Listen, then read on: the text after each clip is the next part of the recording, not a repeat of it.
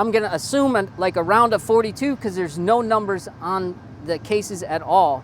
The engine is basically stock. I did order some regular WR cams that you could get from Ted's V-Twin, but otherwise it's basically stock. The frame is handmade. I'm just gonna be honest with you. The first time I came out here and raced, all these guys were on these 45s. They are the most dangerous bike I've ever ridden. I was scared to death the first time I came out here. These guys plow around the corner. Not ride, plow. The front tire slides the whole time.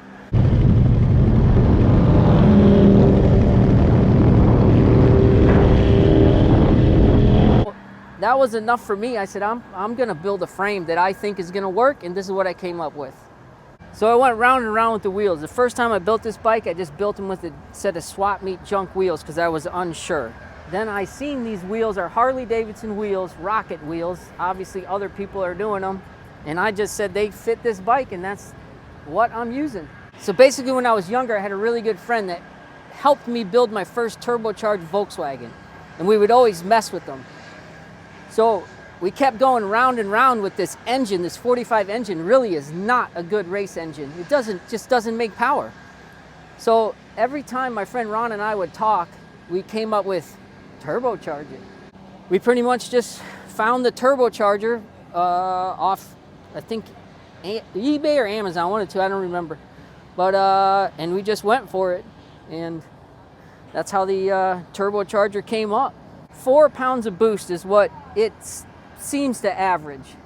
The displacement of a gasoline engine is usually measured in liters, cc's, or cubic inches.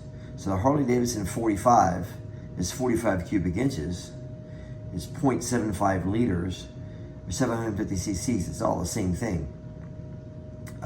750 milliliters is another way to look at it. So this is a 20 milliliter syringe, right? So as I pull the piston back to 20 milliliters, that's 20 milliliters of displacement. So your engine, the piston goes up and down.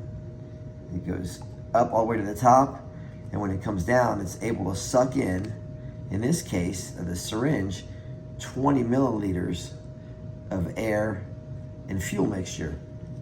So a 750 cc or 45 cubic inch Harley-Davidson can suck in theory, 45 cubic inches or 750 cc's of air and fuel mixture. So now watch as I pull the piston back in the syringe. I'm gonna pull it back to 10 milliliters.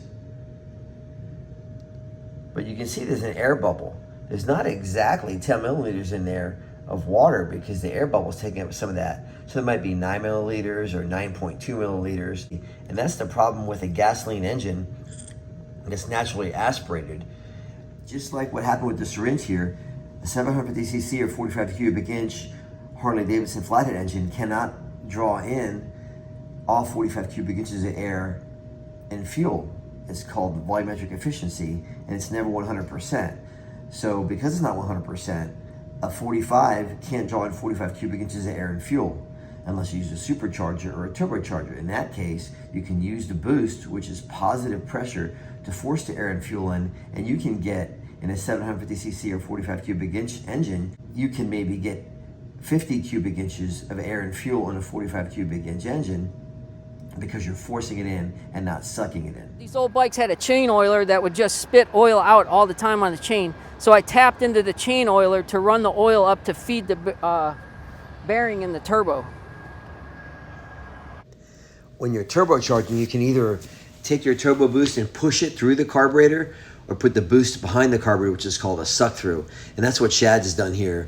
This is a suck through method. So the negative pressure from the turbocharger is behind the venturi and it pulls the air through the carburetor.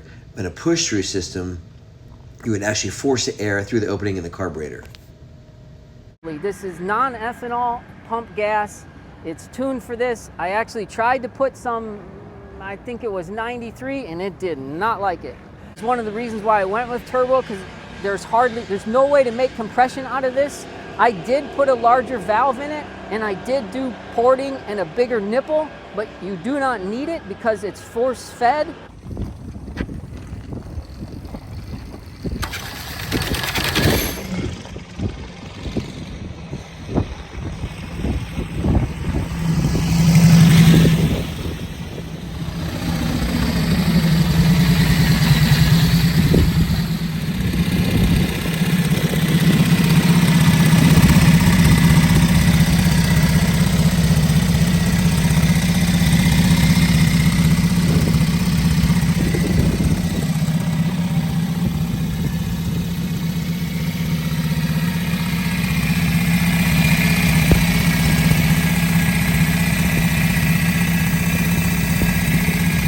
Shad Reed from Tampa, Florida.